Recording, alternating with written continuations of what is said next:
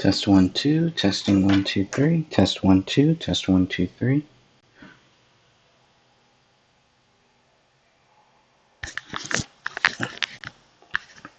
Testing 1, 2, 3, 1, 2, 3, 1, 2, 3.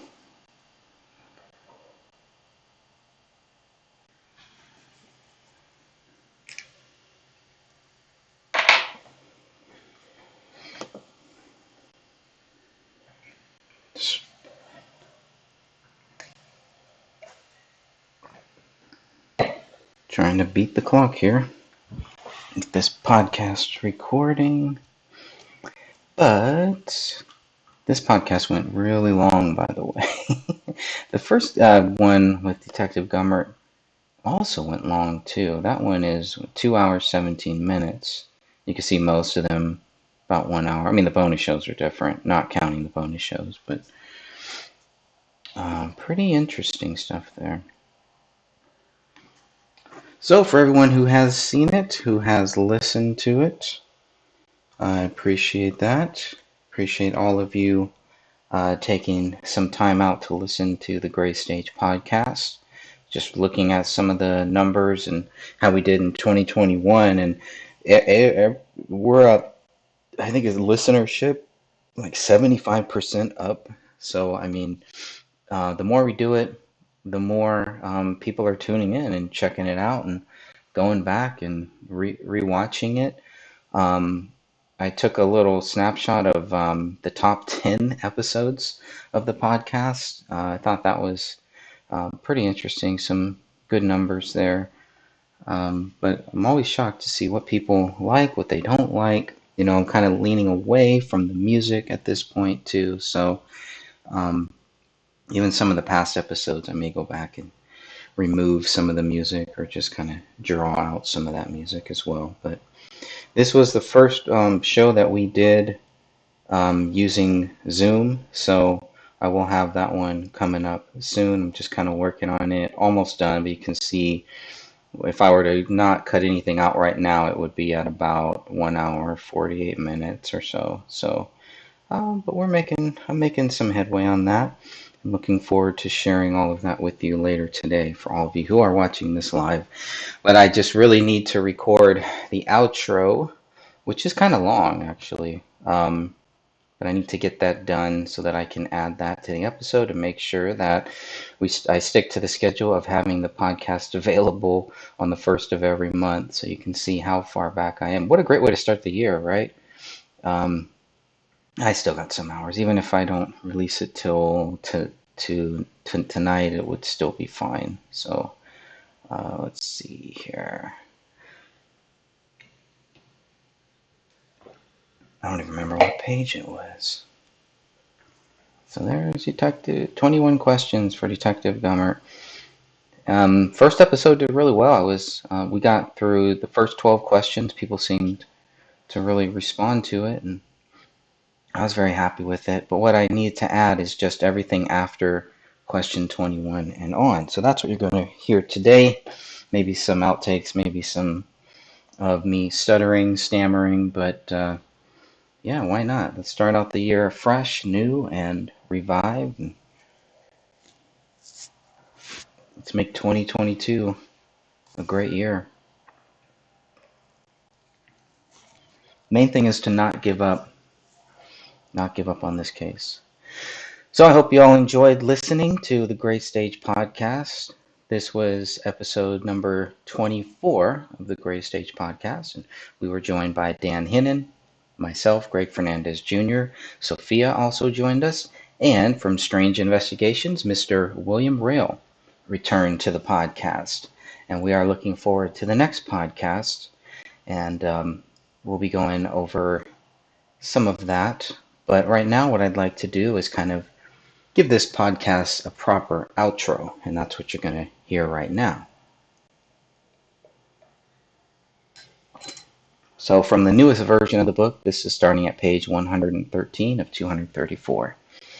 Mr. Fernandez, Detective Gummert added in his response, I understand my answers are short and to the point, but based on your questions, you have read all of our reports and there is nothing more to add on my end. If we did not cover it in our reports, then we did not feel it necessary to do so. I have come to the realization that there is nothing I can do. There is nothing I can say or do. Let me reread that sentence. So let me maximize this, if that will work too or not. I don't know if I can make this full screen. That would be kind of cool. I think that's asking too much.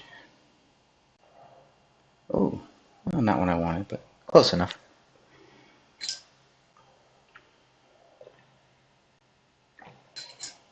All right, let's see. I have come to the realization that there is nothing that I can do. I did it again. Take 3. I have come to the realization that there is nothing I can say or do that will ever satisfy the people that believe there is a cover-up and that the family was murdered by the government or agents acting on behalf of the government. I will also never be able to satisfy people's opinions that our department did a poor job investigating this incident, even though most, if not all, of those critics have never spent a day doing what we do. Well, that was one of the reasons I wanted to have Stephen Sanziri on, because he was a former police officer who did spend a day or so doing this type of stuff, but whatever. And I think that's even more frustrating is the fact that you have all these people who have never spent a day doing what the police do every day, and we did not make the assumption so quickly, so easily, so fast as to what some of these officers did. Now, see, the thing that's really weird is where he's. I mean, I can already tell somebody is in his ear. Mason Hendricks, Sean Wright, those cast of characters, possibly somebody's already in Detective Gummert's ear, kind of going over this, and somehow, or just whatever, is he's Detective Gummert is watching Facebook, watching all those where looking at the YouTube where everything is like, oh, it had to have been the government, completely discounting all of the other possibilities. And Detective Gummert does not know me or know my view or my thoughts on this. Obviously, if he did, he would probably understand that the government is one of the last theories that I would take seriously. I'm still open to it, but it has nothing to do with, my questions has nothing to do with anything that I was trying to bring up. I was trying to pretty much steer away from any theories as to what may or may not have happened. Just get some clear answers as to why they believe David Crowley did this. So this was like I took it as a little jab where he's saying, that I've come to the realization that there is nothing I can say or do that will ever satisfy the people that believe there is a cover-up and that the family was murdered by the government or agents acting on behalf of the government. Now, obviously, he doesn't know exactly where I fall in line with that, and I've gone over that with him as well, because I am not convinced that the government did this or agents acting on behalf of the government, shadow government, whatever you want to say. So he also says, I will never be able to satisfy people's opinions that our department did a poor job investigating this incident, even though most of us have never spent a day doing what we do. So mistakes were made. I would think so. A poor job, that could be, I could see that why some people, including myself, would think that a poor job could have been made and probably was made. But it has nothing to do with, government or anything like that. For me, it's just when we look at what they did, what they missed, how quickly they assumed David Crowley was guilty, the lack of evidence to prove David Crowley guilty. I think that's why a lot of us, at least for me, let me speak for myself. That's why I believe that they did do a poor job investigating this. Now, the more documentation that I got, the more I could see that it wasn't as bad as I thought. They did investigate this. They did do a lot of work looking into why they thought David Crowley did it. They didn't find anything. So that is not only a poor job poor job investigating, it was a horrible job to come to the conclusion after all of this investigating that David was still guilty. Now, if you want to start there, I can see that. It makes the most sense to them. That's fine. But 1 year later, 8 months later, after you have all of the evidence and you have the phone records, their financial history, you have everything there, the DNA results, and you see that there really is nothing that ties David to these murders, but you still are going to um, say that David Crowley is guilty. I think that is a poor job investigating because you still had time. And maybe they still do. And I hope that they will still think about that and still think, and realize that the case is not closed. It can't be closed right now. And you do not have closure on this case. Anyone who thinks that, well, if we just say David Crowley is guilty, that's going to give us closure. It's not going to give you closure. Not at all. Quite the opposite. You are assisting in a cover-up because you are covering up what the real truth is. And the real truth is that David Crowley is not guilty. There is nothing that ties him to being guilty. So why are we assuming that David is? Anyone who is assuming and wants to convince other people, in some way, you are part of a cover-up. You're helping cover up what we really know and helping cover up what the truth is. You are not helping the family grieve. You are not helping the people move on. You are only fueling more fire to the BS that has been going on for so many years now.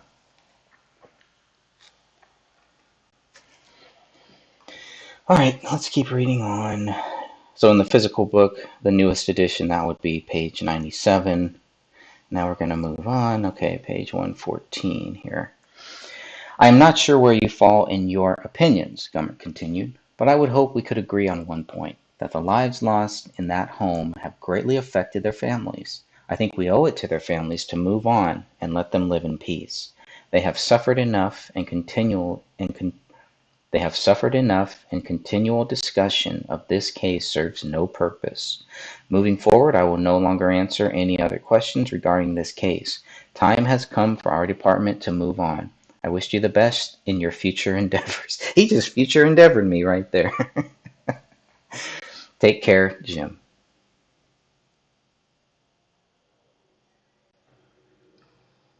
I've never been future endeavored by anybody until now. Until then. And remember, all of this takes place we only had the 94 pages, 464 photos at that point.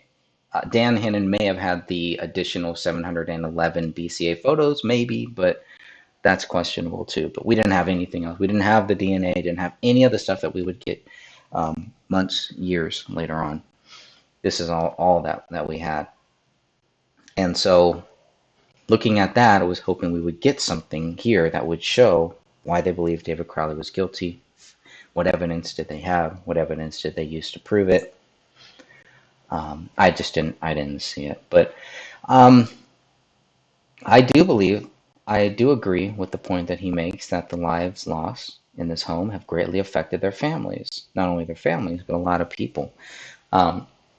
But then he says, I think we owe it to their families to move on and let them live in peace. Okay, you owe it to the family to get to the truth. That is what you owe to the family. That is what you owe to the friends. That is what you owe to the public.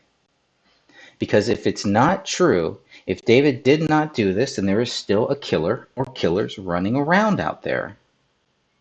Detective Gummert knows this. I don't need to explain this to him. He knows that.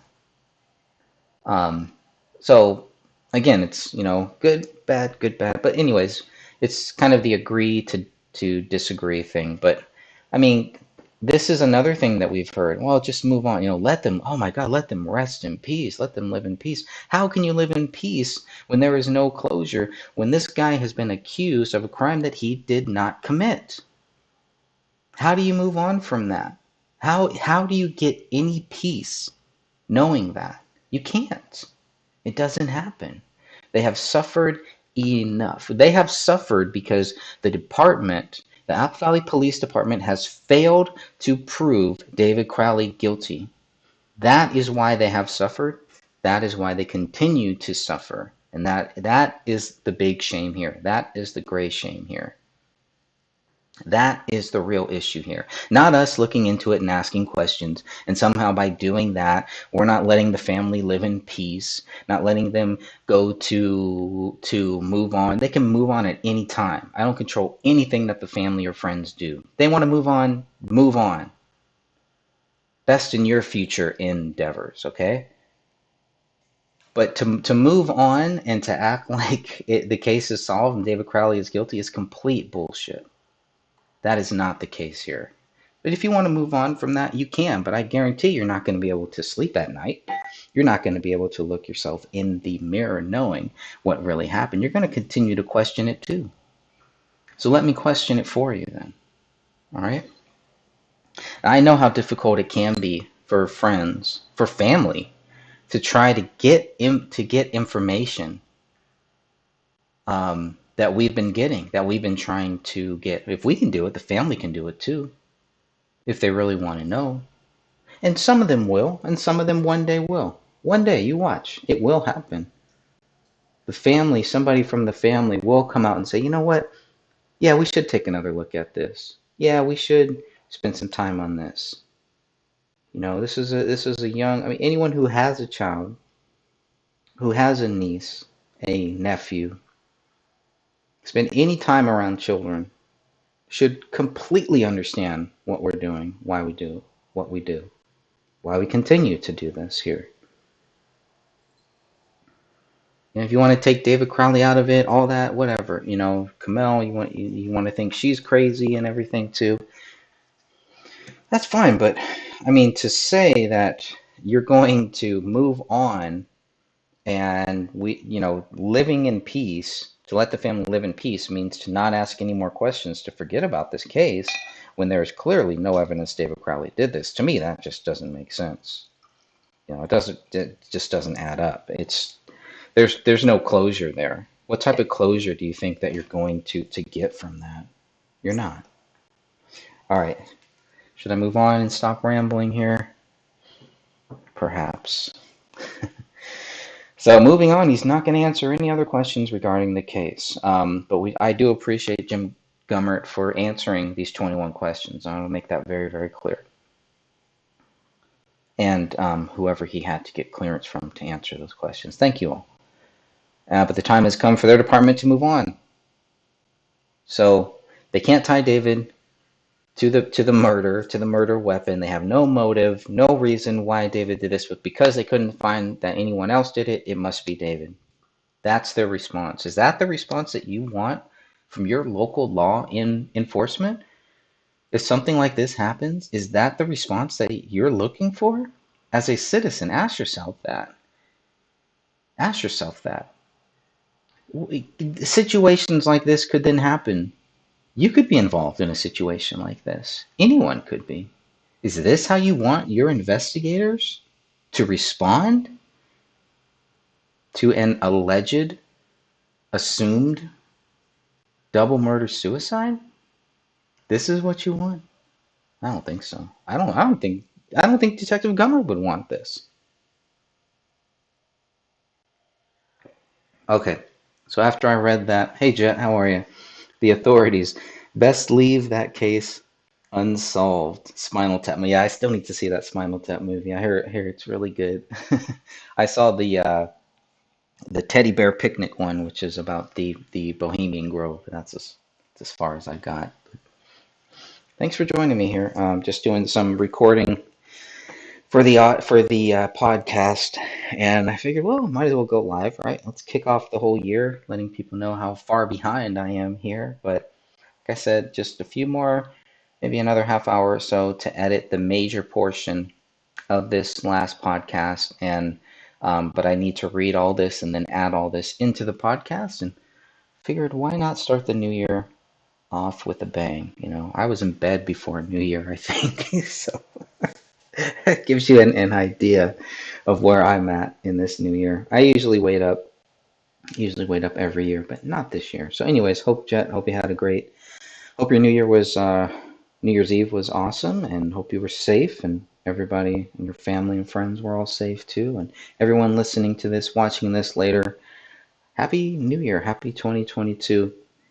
Looking at the numbers, and numbers are good. We just gotta keep going on, keep pressing on. So that's what we're going to do with smiling faces, obviously, here in 2022.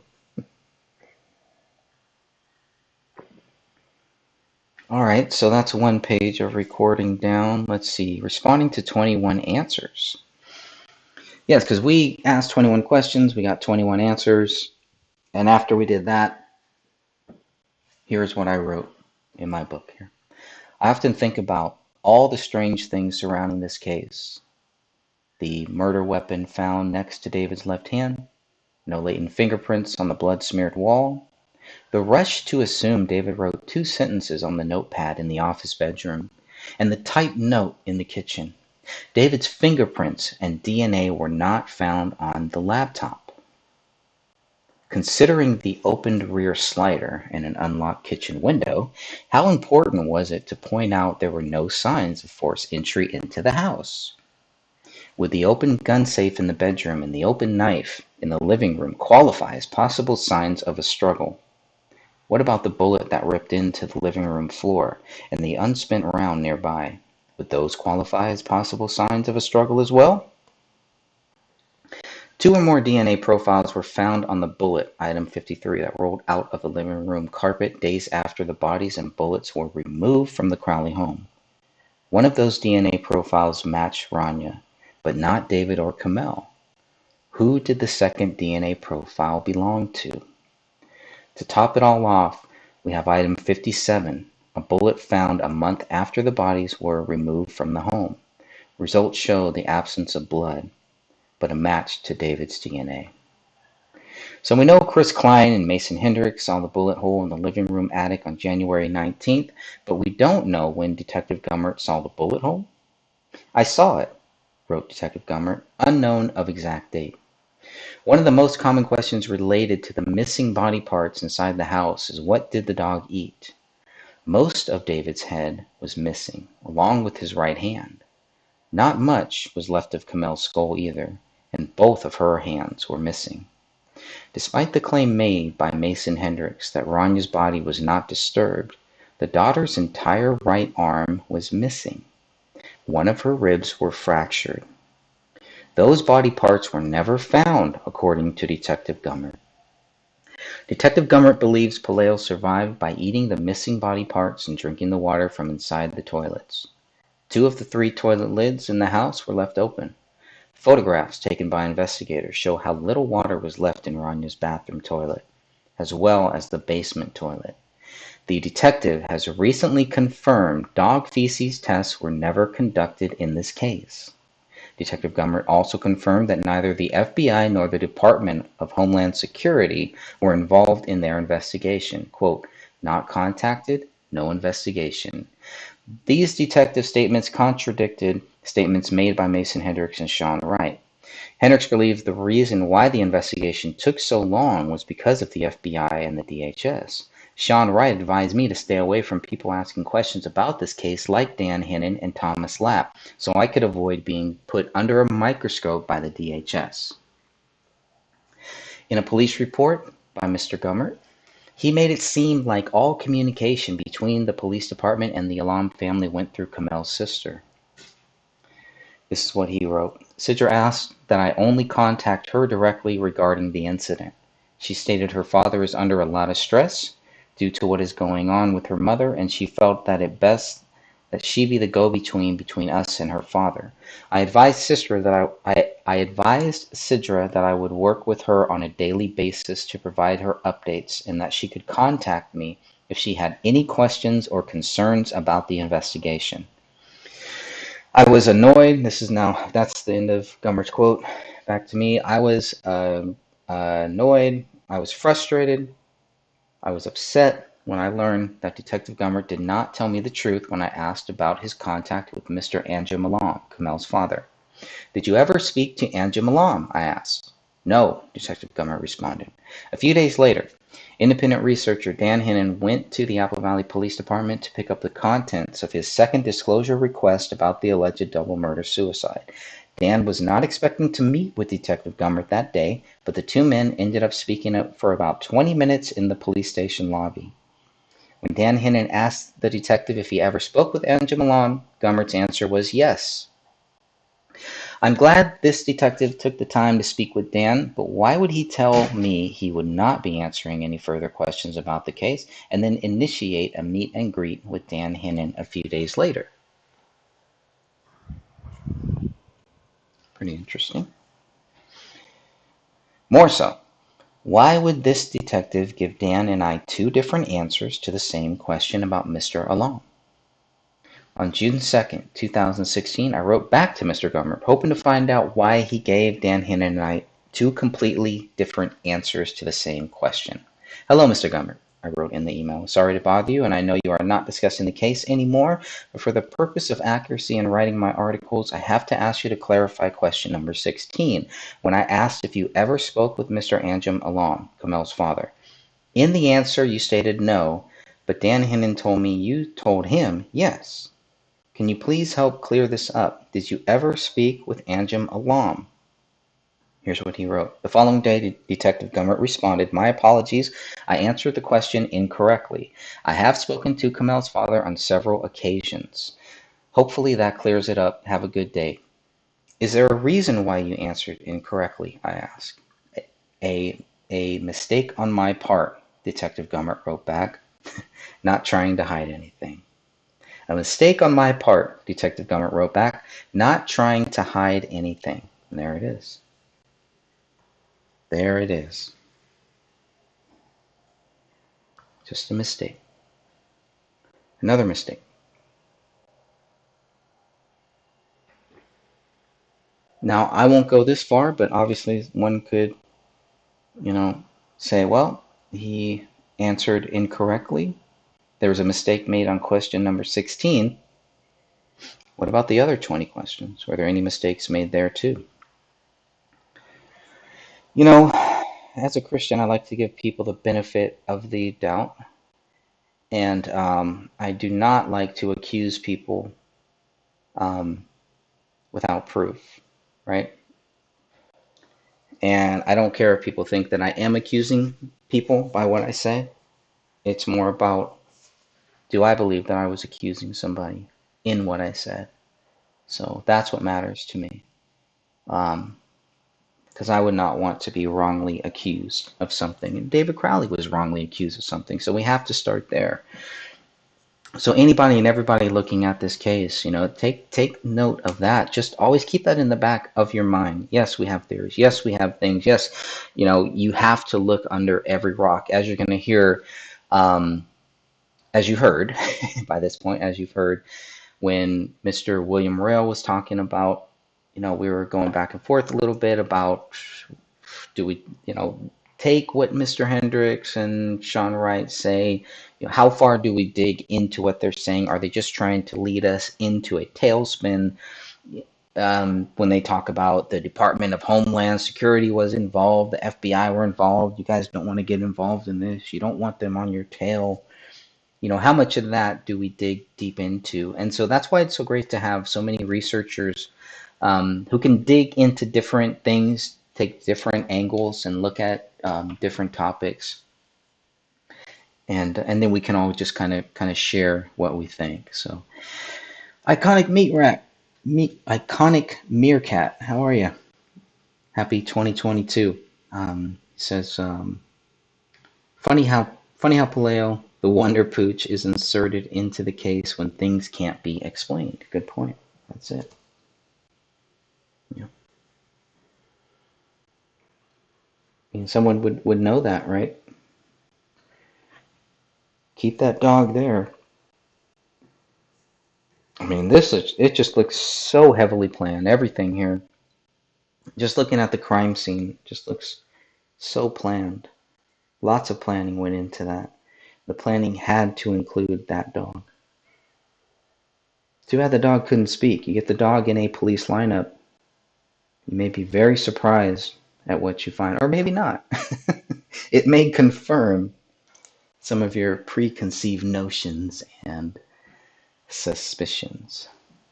There was something I wanted to go back here and kind of look at, but yeah, if anyone has any questions or any thoughts, please keep them coming in the live chat room.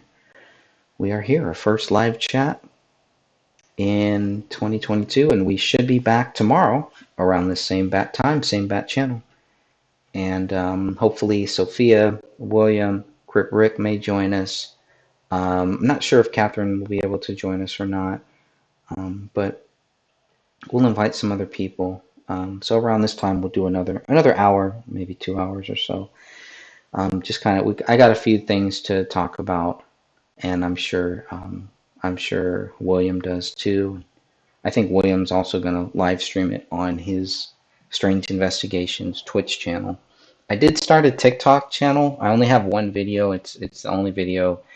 It's like a 2-minute video, but I have it on my YouTube channel as well. But I don't really get TikTok. I don't really like it. I don't understand it. So, but if I have any videos under 3 minutes, I'm just gonna post. We'll try to make sure to post them there. But it won't be anything that you can't find here. So, just for people that are researching the David Crowley case on TikTok or who are interested, there is a hashtag on TikTok for David Crowley, so that's pretty interesting. Yes, there are other people named David Crowley besides this one David Crowley as well. Let's see. Yeah, he says if we did not cover it in our reports, then we did not feel it necessary to do so. I mean, that's another big thing. It's like, well, if it's not here, it wasn't necessary to cover. So apparently, anything Sean Wright may have said, Mason Hendricks may have said, was not worth covering. It was not important. It was important to talk to them, but it wasn't important to create a report for those two goons for some reason. That's pretty interesting too. Hopefully tomorrow we'll be talking a little bit about some of those early reports and some of the early people who were very convinced that David Crowley was guilty, including a gentleman by the name of David Kirk West. I am really looking forward to looking at what he posted a couple days after, I think January 21st or something, a couple days after David Crowley died. And he was really convinced that David Crowley did this pretty much. So I'm very interested in looking at that. I mean, looking at a lot of these things with these people who, worked with him, who were very close with him, who claimed to be close. I was close, but I wasn't that close, is what they'll all say. So it's interesting how many of these people, quote unquote, fall in line with what the official theory is, backed up by Sean Wright, Mason Hendricks, Danny Mason, and a whole cast of other strange characters. Strangers in a strange land. So, I mean, he makes it clear Gummert doesn't know where I fall in line with all of this. And then he wants to agree on this, and they suffer, blah, blah, blah. We've already gone through all that. Let's see. What was I going to talk? Something else. Yeah, the rush to judgment. They couldn't find anything. I mean, it's just signs of a struggle. We have clear signs of a possible struggle. They're saying there were no signs of a struggle. You can look in the house and you can find those for yourself. Are there signs of a struggle? I sure think so.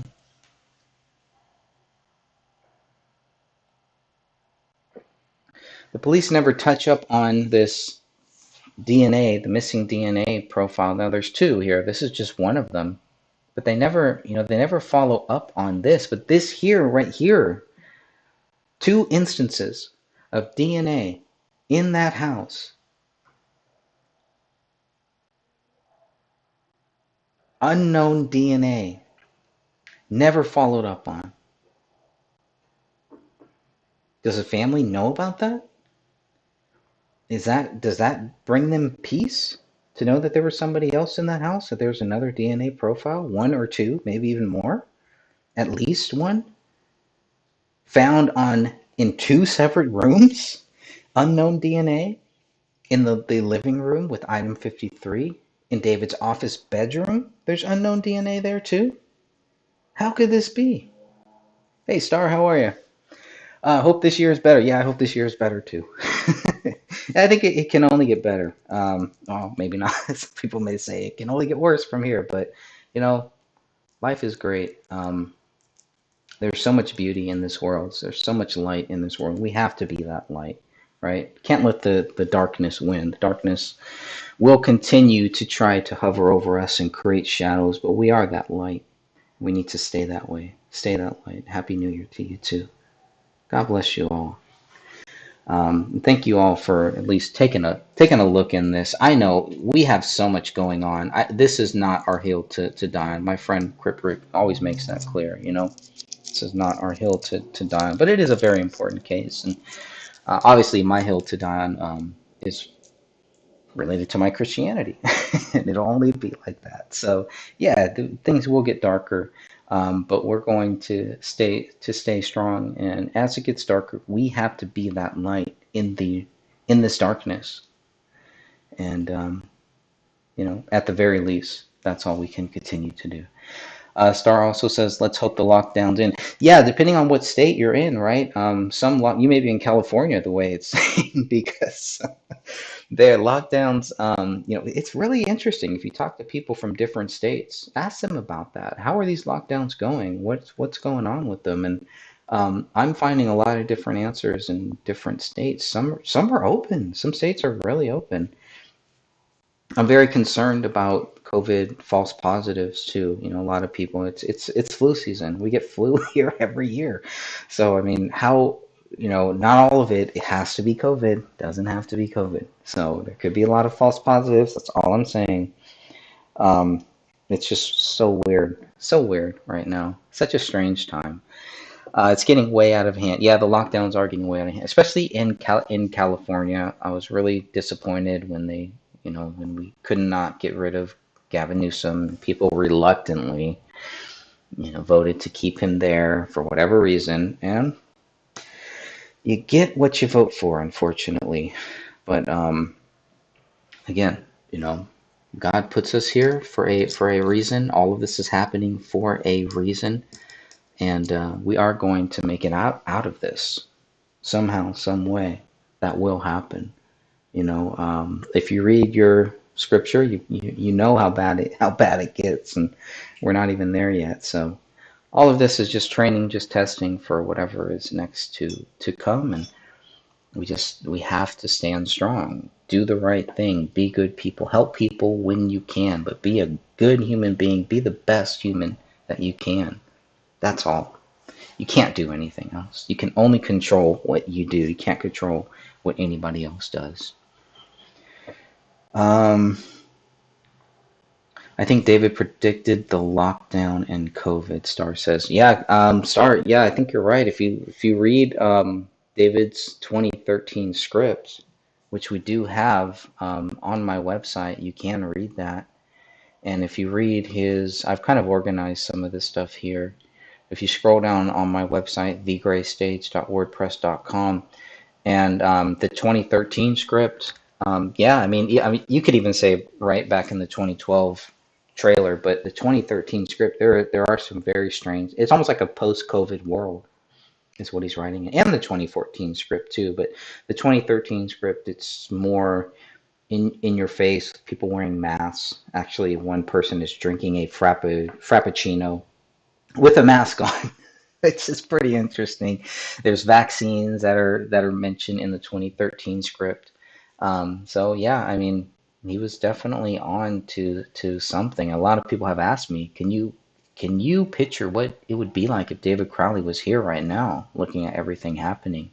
You know, it's a crazy thought. Very interesting thought.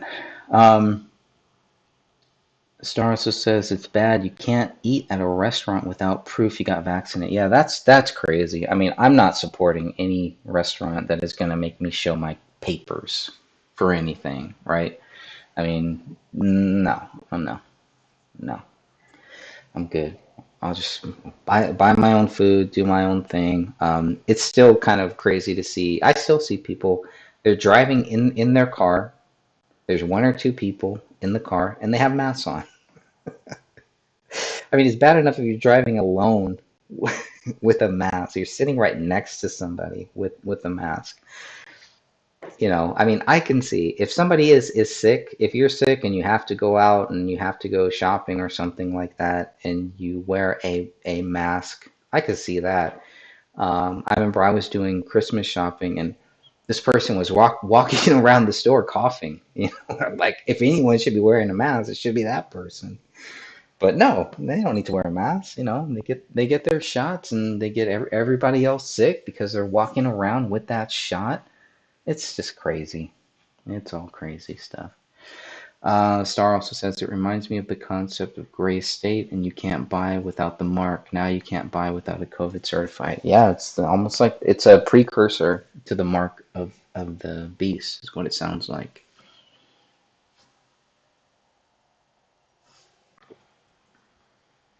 If David was alive, I'm sure he would go against the COVID. Yeah, I mean, I would hope so. I would hope so, but now you can't do anything without a vaccine certification. Can't travel without a COVID. Yeah, that's why I'm not traveling. You could drive still, right? They don't have checkpoints at state lines so far, but it's just all crazy and getting much, much worse. Unfortunately, it gets worse and worse and worse. So, but we just got to make the best of it, and like I said, just keep pushing on and do the best that you possibly can. That's all you can do. We can't cower.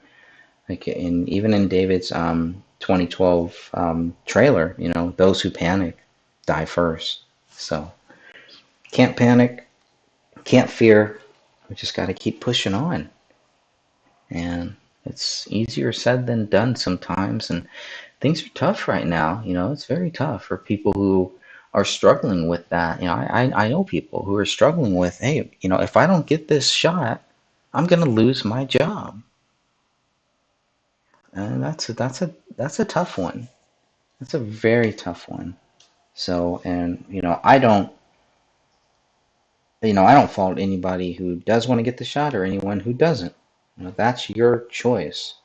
And that's what I liked about President Trump. And one of the things I don't like about Biden is, Trump encouraged it, never forced it. Was not about forcing it. You hear Biden, and it's like we're all gonna die if we don't all get the shot. It's crazy. It's crazy. So I mean, people want to get it, get it. But the fact that there are so many incentives for these companies, for these all these companies who are making the shot and getting the shot, it's a big business. It's big pharma. It's crazy. There's a great book that I just started reading by Robert F. Kennedy called The Real Anthony Fauci. It's an awesome book. I highly recommend it if you can get it, if you can find it. It's back ordered. So it's on audible.com right now too. So that's where I've been listening to it first before I get the physical copy. But get the physical copy too. It is a great book, and it explains so much, and it's very current. It has some of the Joe Rogan stuff where Joe Rogan was talking about some of the things that he did, and they were trying to connect it to a horse or something like that. All that's in there, and it's really good stuff. But um, I'm not the biggest Robert F. Kennedy fan, but I really enjoyed that book. Robert F. Kennedy Jr., I should say. So just want to point that out. But yeah, it was an awesome book. I was so happy with it. Um, yeah, he's doing a great job exposing. Yeah, he really is. He really is. I would highly recommend. But he's been big on the vaccines, I think, for a long time too. So I think that's another great thing is he's always been kind of, I don't want to say anti-vaccine, but definitely choice pro-choice, I guess, on the vaccines. But a lot of the stuff I did not know about Fauci. I had no idea. So I'm a fan of the Kennedy. Yeah, I mean, I'm definitely a fan of, most of the Kennedys. Maybe it's definitely John F. Kennedy. I don't really know that much about JFK Jr. and really about RFK Jr. either. So, I can't really say too much, but reading that book has definitely opened up my eyes to Robert F. Kennedy Jr. and how much knowledge he has about the whole big pharma stuff. And like, I'm always interested in big pharma books. I'm like, wow, this is the book that I've been looking for.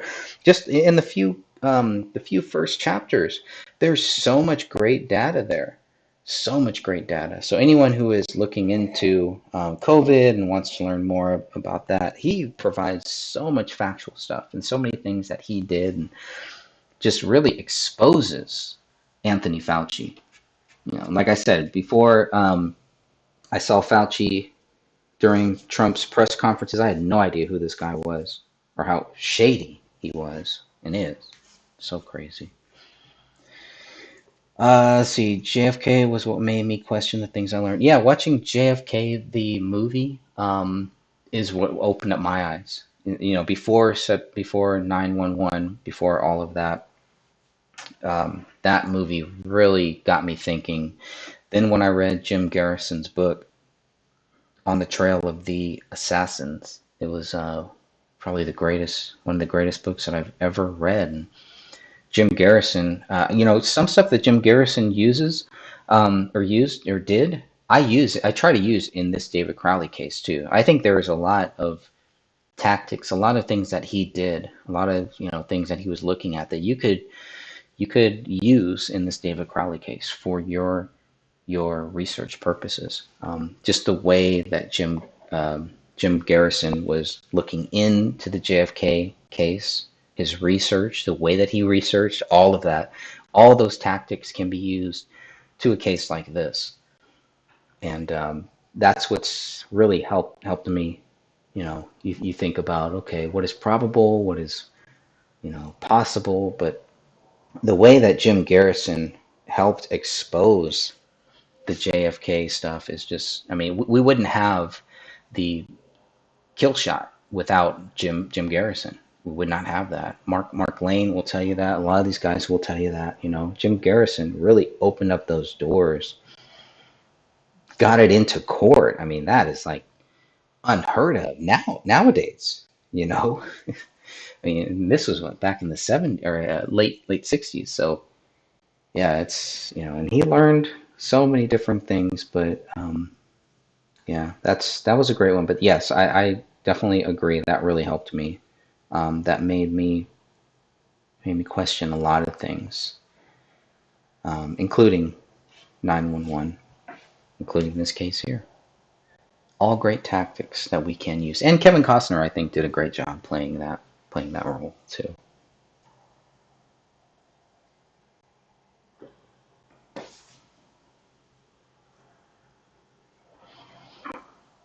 So, yeah, that may be about it. Everything I wanted to kind of record. Like I said, we got the new podcast that should be up later. The podcast version will be up later. I'm just finishing up that. It's already at 1 hour 27 minutes, and then I'll add some of this into the back end of that podcast and see what goes on from there.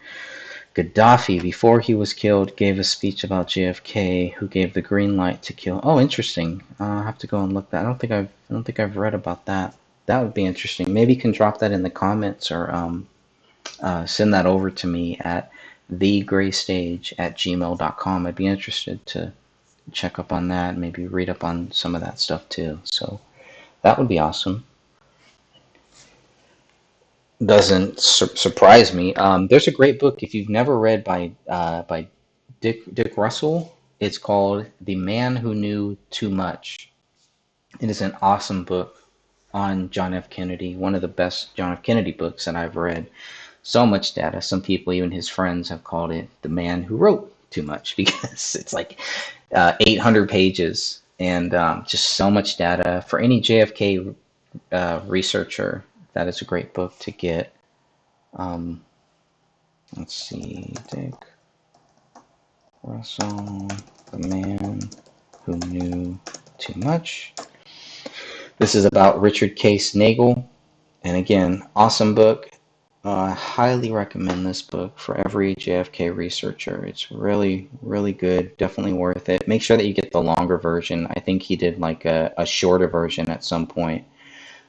This may be the shorter one. This one's only like 600 pages, but you want the one, yeah, this is the newer one. The one you want is like over 800 pages. Awesome data. Great research. You'll love it.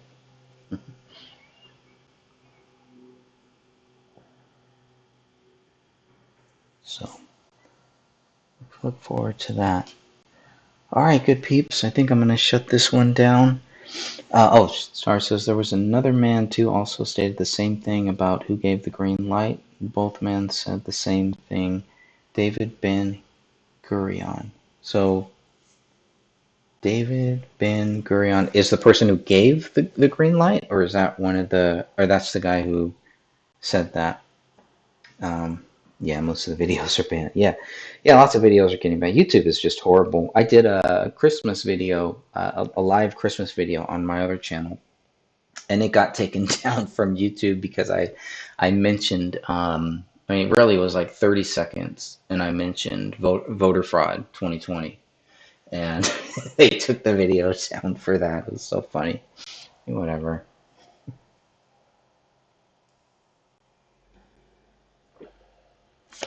Yeah, I hope everybody has a good year. We'll be back tomorrow around the same time, same bat channel, going live, and we have a couple different topics, and we'll have some open forum stuff, and maybe get some updates on what is happening in the group and what else is happening, depending on what we can share. But God bless you all. I really believe, I really, think that we can keep this case going, and one day we will get that big break. It won't be us that gets the break, but it will be, the justice for David Crowley and his family. That break will come at some point. We just got to keep moving on, keep pressing forward, and just keep letting people know. There's new people that find out about this case that have never heard of this case.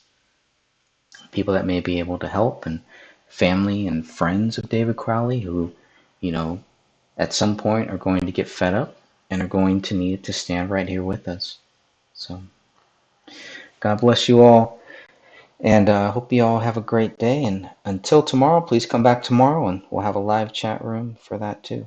Until then.